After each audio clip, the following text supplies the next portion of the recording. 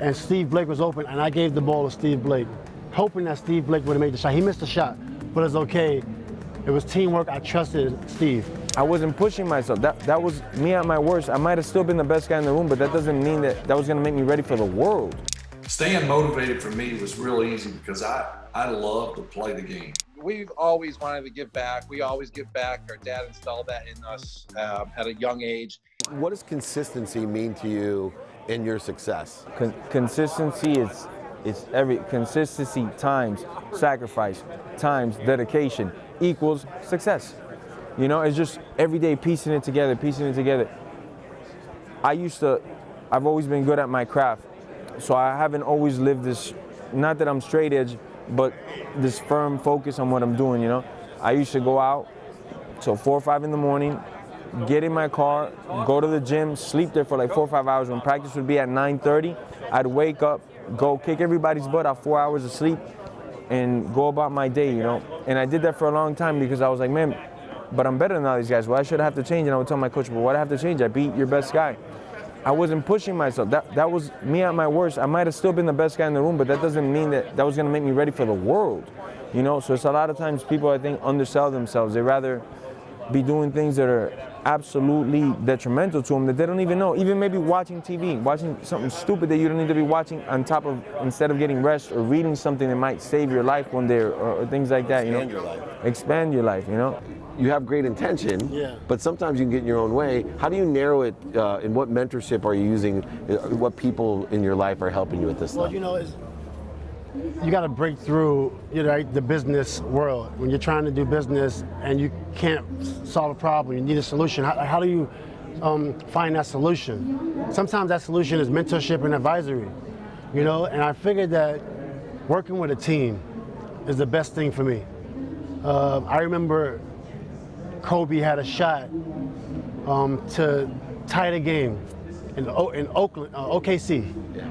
About 5 seconds left, and Steve Blake was open, and I gave the ball to Steve Blake, hoping that Steve Blake would have made the shot. He missed the shot, but it's okay.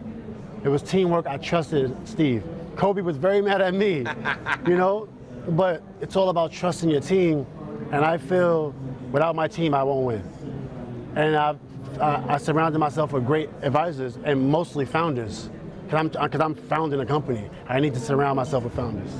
As a father, you know, I'm sure you didn't always think the guys were listening to you. What's the number one lesson that you tried to get across to all the boys as they were growing up? The number one lesson is, you know, just be good to people. Treat people the way you want to be treated. And karma. Karma is a big thing, you know. If you want to do something stupid, guess what? You're going to get it 3 times back, you know. And that's what I taught them. And just, you know, work hard, and things will come your way. And get to school. Bottom line, school is everything. All right, boys, you heard that. I always say be kind to your future self and do good deeds. You guys have the Gronk Nation Youth Foundation.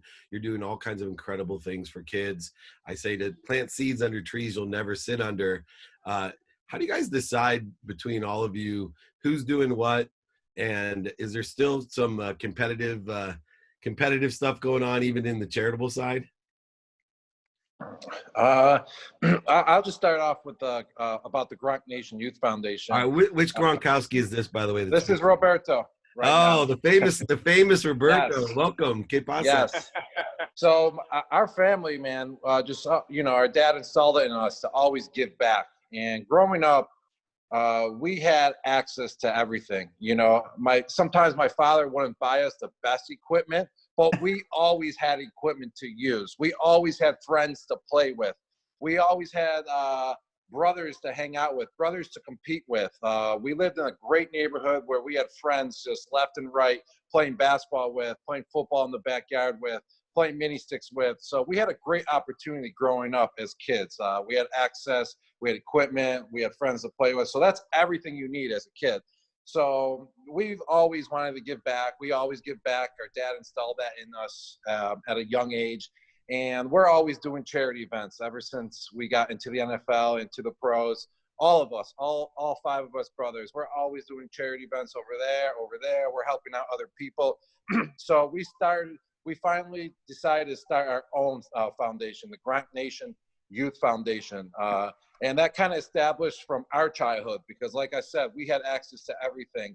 to stay out of trouble, to play all the sports. So we want to give back to the less fortunate kids that don't have all the access to go to the park and play with their friends, that don't have equipment to keep on playing football or whatever it is. So we give back to youth programs. We give back to kids to help build playgrounds, to help little youth leagues like Pop Warner football, to establish, to give them equipment so they can keep on playing.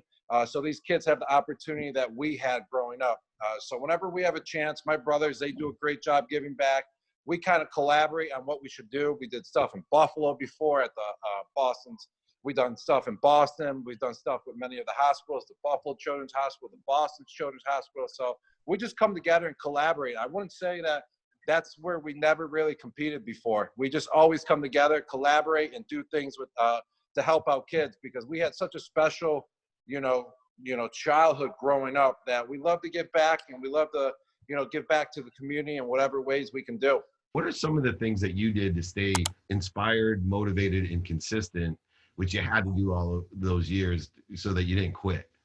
Yeah, I think it's funny because while I was in the game playing in the middle of my prime, for example, I would say come home for a bye week, come home to Mississippi, and I'd see friends maybe I went to college with, and it's funny, they would say, when do you go back to play? And I'd say, we start back Monday, we play again next week. And they go, how often do you fly back and forth from Green Bay to home?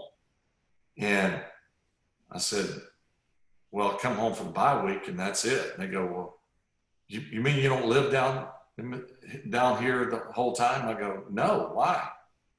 They go, what do you do during the week? And I said, well, practice, meet, work out, practice, meet, work out, practice. And they go, oh, I thought you were off all week. And I'm like, no, hardly. Fast forward to off season, other than not practicing and meeting, you're working out. And I mean, it's a full-time job. And staying motivated for me was real easy because I love to play the game. That was what I wanted to do from day one, as far back as I can remember. And so when I got my chance, I was not going to let it go. So that part was easy. The older I got, the harder it was to get up and do the things that I knew I needed to do, because it hurt more. And I didn't feel like it. I felt sorry for myself at times. I was angry at times. But I still love to play. And I think the good ones are all, there's certain qualities that we all have in common. And you're motivated weekly to outdo what you did the week before, but also outdo what your peers are doing. And of course, that's a tall order. But it's what kept you challenging yourself week in and week out.